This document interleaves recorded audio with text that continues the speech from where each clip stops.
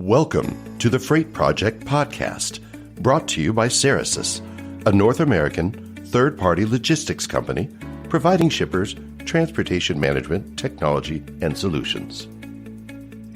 On today's The Freight Project Podcast episode, I welcome Bob Liva, Channel Sales Manager at Cerasis partner Pierbridge, whose Transtream technology powers the parcel management aspect and the ability for freight shippers to compare LTL to parcel rates and vice versa in real time with our TMS, the Cerasis Rater. As with any first-time guest, you'll get to know Bob's background as an expert in the changes in the parcel shipping industry over the last few decades.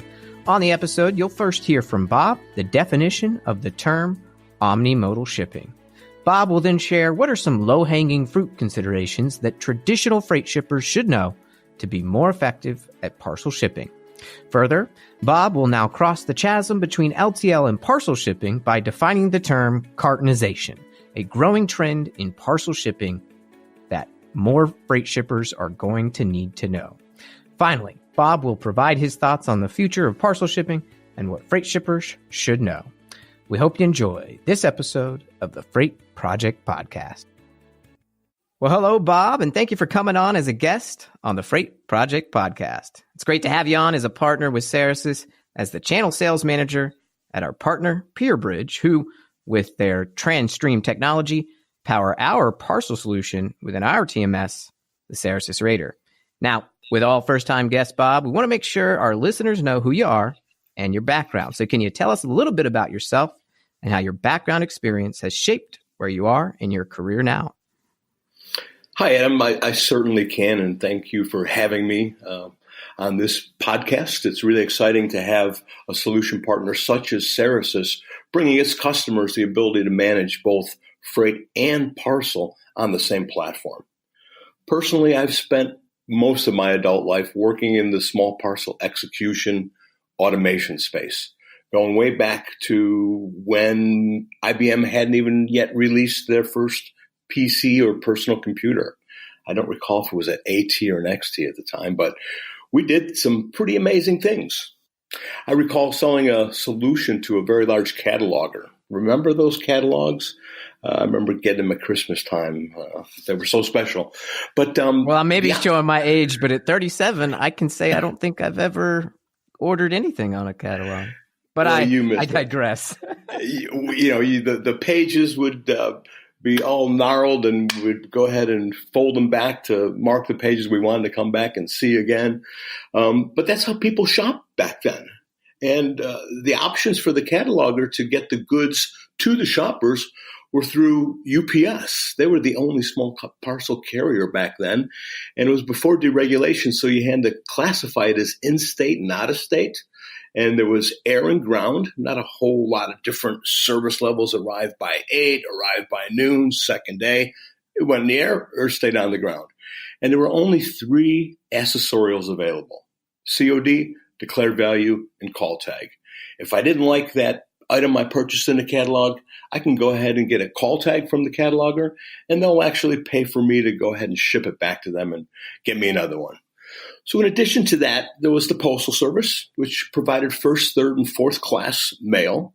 And that was all weight-based. So if it was under 12 ounces, I think it was first class. If it was 12 ounces or above, it was third class. And then if it got really heavy, it may have been fourth class. But we did that all on a Xerox-based computer with only 64K of memory. And this allowed the cataloger to take the price off of the carton, because back then, you had to go ahead and put a meter tape or a register tape on there that showed the catalog shopper what it cost to actually ship. Well, the cataloger would charge freight based upon a percentage of the order value. So they wanted to take that away and have good customer experiences. So they purchased this system from me. And at the end of the day, we would take a 8-inch floppy drive. You've probably never seen one of those, Adam. It's been a while. I see the icons when I'm supposed to hit the save button on my digital document, but yeah, not too many in my life. No, but anyway, we would convert ASCII to IBM readable EBCDIC, And with that, they would have knowledge internally of everything that left the fulfillment center. So times have changed, but somewhat stayed the same. Well, people are still trying to get good customer service. And that, what brings us to the heart of today's discussion, and why obviously you're perfect to help our listeners kind of understand how freight shippers can be more effective at parcel shipping. And now, just for the listeners' education, most of the shippers we have here at Cerasis are heavy freight shippers, traditional freight shippers. And we realize that, of course, yes, they ship parcel, and they're increasingly doing that as well. And so we needed a great partner to give better parcel capability, and that was in Pierbridge through your Transtream technology. And the reason we're doing that is because freight shippers need to understand a new term that we're kind of coining here, and it's called Omni-modal Shipping. So, Bob, let's first have you describe what you mean by Omni-modal Shipping. Okay. Well, we're all more than likely familiar with the success of organizations which market goods in an omni-channel environment. They're providing seamless shopping experiences to their customers, whether they're ordering online from their computer at their desktop, or more than likely the mobile device now, but still providing the ability to get on the old telephone, make a call, order something, and or walk into the store. But the merchandise is the same, and the marketing is working for the omni-channel organizations. So shippers in the fulfillment process throughout the supply chain can provide the same seamless experience when shipping, whether it be shipping from a store, a warehouse, or the supplier shipping on behalf of the retailer or e-tailer with multiple carriers. And regardless if the carrier's LTL, truckload, or small parcel, the same system can go ahead and manage that process and connect to all the accompanying systems that need to know about what happened. So the opportunities exist for the omni-modal shipper to integrate the process across all its carriers from a single platform, sharing information to support the process, as I mentioned, with complementary applications, whether it's the warehouse management system, the ERP, financial systems, or CRM. Letting the customers have the ability to have visibility to where it is in the process, so they're not getting too anxious about where's my shipment and when's it going to get here. So the ability to accommodate the omni-modal shipper not only creates great efficiencies, but it's critical to meet the customer's expectations at the lowest possible transportation costs. What could be better than increasing sales as well as profitability? Well, that's really what it's all about, right? And shippers are faced with a lot today. Customer experience is a huge, huge initiative by so many customers. Started in retail, and now it's going into all facets. We're all still people, right? And the experiences that we have in retail, they're going to come with us to the workplace. And if we're a buyer, ordering frequent supplies in bulk from a distributor, a wholesale distributor, we also want to have that easy experience. Or maybe we're not ordering in bulk. Maybe we're ordering just a single item this time. We want that same capability in the freight side that we see in the parcel, and we want all of that captured in one system. So thanks for sharing what we call here at Cerasis and with our partner Pierbridge, omni-modal shipping. I think you laid it out really great. Just the ability to have one system that brings in all of your modes, and you can see all of it all at once and manage it and provide that visibility to your customers. So now that we know that, let's talk some considerations for a traditional freight shipper like the ones here at Cerasis, who as of late have seen themselves shipping more parcel. They're using deconsolidation in some instances as a way to break down bulk shipments from LTL to parcel. And as even OEMs are shipping directly to customers instead of warehouses like furniture folks, or, a Wayfair as an example, who might have smaller items and big items. So they need those capabilities. What are some low-hanging fruit considerations that traditional freight shipper should know to be more effective at parcel shipping? Well, it's really all about lowering costs and meeting demand, isn't it? Yeah. The effort required to ship a small parcels are generally much more labor intensive than that of a pallet of freight. You can put a whole bunch of stuff onto a pallet and create a bill of lading, shrink wrap the pallet, slap a label on it, and it's done. Lots of goods out the door with not too much effort. Imagine if you were shipping 600 mailboxes into a big box home improvement store warehouse. But now they're asking you to ship 6 mailboxes to each of 100 different stores. Quite a different equation, isn't it? Division is hard, Bob. Not You're asking me to different. do mental math. Yeah, how about that? But it's not too difficult to request from your trading partner the names and addresses of the stores. So you could import them into your small parcel solution and either print a batch of labels or weigh and label each one individually. This can be very repeatable because the numbers of stores are rather static, so the locations aren't going to change. So next time they order, I got the same list of stores. Easy, breezy, easy to be done. But next month, the big box says, hey, we want you to fulfill the order directly to the end consumer. That's demanding that we ship it directly to their house. So it's a little bit different now. The addresses are no longer static.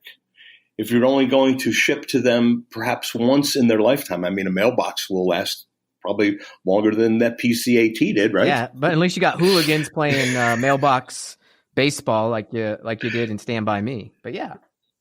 Yeah, there you go. So it's kind of hard to put them in address books. So really it requires some deeper integration now. And if I've already got the freight TMS talking to my order management system to deliver addresses, why not plug in the small parcel and use the same process? One place to go tender all the shipments. So, using carrier-provided systems create what I call islands of technology. Each system needs to be integrated back to the enterprise. All the data is siloed in each system. Getting the data in the same place for analysis is very challenging. In the small parcel world, the carriers know much more about the shipper than the shippers themselves know. That being the tendencies, where do they ship to? What are their lanes? What are their range of weights? So when it comes time to negotiate, which happens regularly, at least once a year or once every 2 years, who's better armed at that negotiation table? The party with the most information. Yeah. And those are the carriers. It's all about, data and technology. And, I think one of the things we stress here at Cerasis when we have, say, a manufacturer or a wholesale distributor who might have thousands of vendors. So let's do some integration with your ERP. Let's get some data flows going. Let's make this more efficient for you. And that seems very similar to what you can do in Parcel. Thank you for that great advice for our freight shippers who are listening here. And so, they may be still timid, but with you at the helm and kind of working now as the channel sales manager, helping our Cerasis sales team and our traditional freight shippers realize more effective success utilizing this new parcel capability in RTMS. Let's get into some more detail about what is really driving that increase in omni-modal shipping with alternative delivery challenges. How are parcel volumes increasing? What's driving that? Well, it's all about providing the customer the lowest cost while meeting or exceeding their expectations. People want things for very little money these days, and they want the shippers to pay for it. So, one of the reasons that shopping cart abandonment occurs is either the cost of transportation or the perceived lack of value of the cost of transportation. Freight's either going to be absorbed by the shipper or paid for by the recipient. Customers prefer no-cost shipping. Shippers must consider all carriers in an attempt to lower the cost to the customer or themselves in the event that the shipper's absorbing the costs. I've been asked many, many times, when's the right time to go ahead and make a carrier selection? My answer has always been, as soon as you have sufficient information to make a good decision. Why not go ahead and make that carrier determination with service as early as possible. Make it before you're sending your people through your warehouse to go ahead and begin the pick, pack, and ship process, because it'll provide a much more efficient and streamlined process in fulfillment. This becomes very critical if I'm going to be using, say, a local courier, and I have to have all the shipments ready for him at the dock door by 9 a.m. Why not go ahead and just create a wave of picking to facilitate tendering the loads to that local courier? If I'm a manufacturer or distributor, I can get real good at this and even create the paperwork that I need to give the carrier, including the label, at the time I drop the order into the warehouse. I've seen that happen with great success, really creating greater efficiencies by understanding how I'm going to go ahead and move that particular piece of freight by the time I drop it into the warehouse. That's a really, good point for freight shippers. I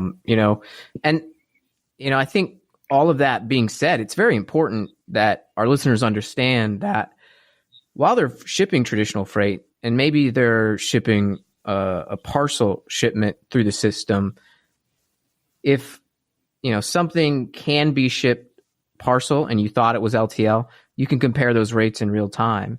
Or let's say your parcel and maybe it's a little bit heavier and you could get that going LTL, you might be able to save some money if possible. So I think the key point is all about having the right information ahead of time and putting in all of your information accurately, but then letting the technology provide you with options so you can pick the best mode and then pick the best carrier.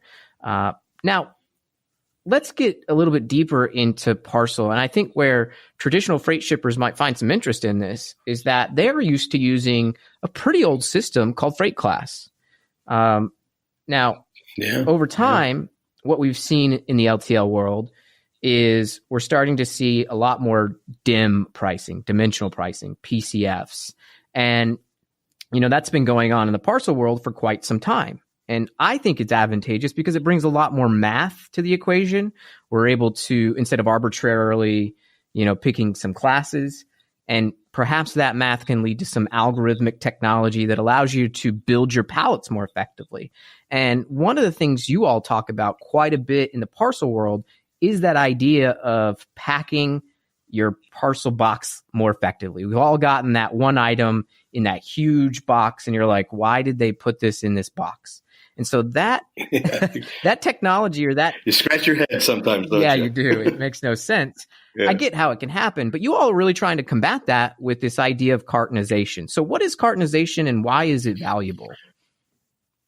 Well, it's one of my favorite topics anymore, Adam. Interestingly, everyone's talking about capacity. What's the capacity of the carrier? What's the capacity of a trailer? What's the capacity of a pallet? Capacity of a carton. So we understand that as demand increases, capacity is reduced. And as capacity is reduced, prices go up, right? So we need to do better at utilizing the capacity that we have. And if we did, then maybe there wouldn't be a lack of capacity. So we need to fill trailers to their capacity, fill pallets to the capacity, fill cartons to their capacity. So how do we do it? So first of all, we need to understand the characteristics of what we're packing, as well as the capacity of what we're packing it into. So with these two known items, we can apply these powerful algorithms, as you mentioned, to show us how to maximize the density in the vessel that we're filling, whether it be a container, a pallet, a 40-foot trailer. So after the parcel carriers performed so badly during the 2015 holiday season, the small parcel carriers determined that to help protect their capacity, because their vehicles were filling up faster than ever, that they would go ahead and begin rating based upon dimensional weight, where if it's in excess of the actual weight, you'll get billed the dimensional weight. So length times width times height divided by 139, which would be the DIM factor, determines the dimensional weight. So originally for parcels, dimensioning only took place when it was being in the air or when it was being shipped internationally. So the largest unexpected fee today for most shippers or most small parcel shippers when they get their bill from the customer is getting dim weighed. When they actually recorded the actual weight, when they gave it to the carrier come back and said, hey, we're going to go ahead and hit you with dimensional charges because this dimensionally weighs more than the actual weight. So it's hard to go ahead and get those dollars back from the customer once you've already sent him the invoice and you then realize, oh, wow, this costs a heck of a lot more to go ahead and get out the door than I expected it to. So dimensional rates can often be, as much as 30, 40% higher than what were expected. So what optimization does is pack the cartons as efficiently as possible to assure that dimensional rating is used minimally. This is not only critical in the execution of the shipment with a small parcel carrier, but in the carrier selection as well. So low-density parcels may indeed be good candidates for freight in many cases.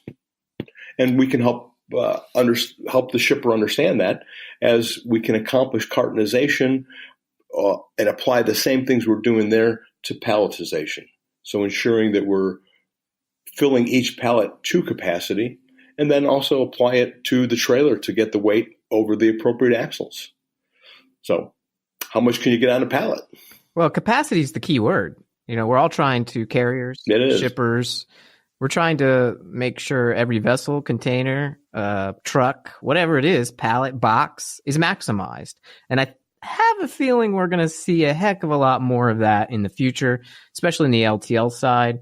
Now, full truckload, kind of easy, right? But even then, when you build your pallets or to build up that full truckload, could you get more things within that full truckload, which, might be a similar price and be more efficient and save as well? So whether you're consolidating all the way up to a full truckload or deconsolidating down to parcels, or instead of 100 businesses, you're now sending to individuals at their home, it's going to be increasingly important that technology is a core part of your transportation management, primarily a TMS. So you can take advantage of things like cartonization. So you can take advantage of omni-modal shipping.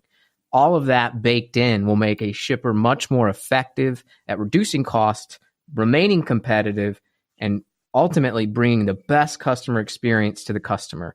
Because losing a customer is really horrible if you don't have to, especially if it's all available to you to do better. So finally, Bob, because you are such an expert in parcel and you're really, tuned into this space and you've been tuned in for a really long time, I always like to ask experts like yourself, what are some future trends? So what are the future parcel trends in the market that traditional freight shippers should know and pay attention to? Well, that's really hard for me to answer. Local carriers or couriers are going to have to become part of the mix.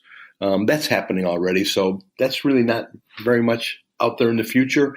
But I think that it's going to get a little bit more blurry in terms of the offerings from the carriers. I mean, one very large carrier introduced last summer, I guess, this ground with freight pricing. So if you've got 150 pounds or more, don't put it on a pallet. We'll pick it up for you, but we'll put it into our ground parcel network and get all the trackability that you're used to in that, but you're going to do it at freight-based rates. Wow. Never saw that one coming. So I think we're going to see more of that. So a lot more blurring. Freight shippers need to know parcel. Parcel shippers need to know freight. Pretty soon it's just going to be shipping, and you're going to need a system to make sure you do it effectively. And that's why Cerasis and Pierbridge have teamed up and are bringing that to the marketplace. And so, Bob, thank you so much for your time today and being a guest here on the Freight Project podcast. We'll make sure down the line to have you on again. And for all of our listeners, thanks for listening, and we'll see you on the next episode.